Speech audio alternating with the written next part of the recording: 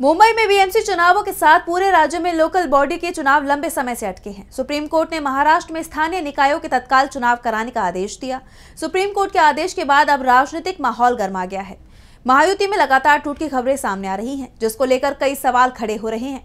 ऐसे में एक सवाल ये भी है कि महाराष्ट्र लोकल चुनाव में महायुति गठबंधन कैसे लड़ेगा, अकेले या फिर एक साथ। अब इस पर सीएम फडणवीस का बड़ा बयान आया है, जिससे टकराव की खबर पर मोहर लग गई है।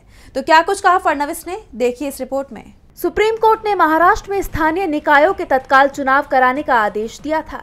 कोर्ट के आदेश के बाद निकाय चुनाव को लेकर तैयारियां तेज हो गई हैं, लेकिन निकाय चुनाव से पहले ही सत्तारूढ़ एनडीए गठबंधन में टूट की खबरें आ रही हैं और अब सीएम देवेंद्र फडणवीस ने इन खबरों पर मोहर लगा दी है।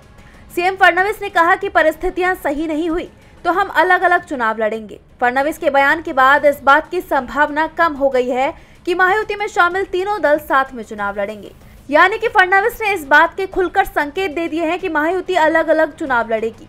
हालांकि महायुति में शामिल दलों के स्थानीय नेता भी यही चाहते हैं कि वो अकेले चुनाव लड़े।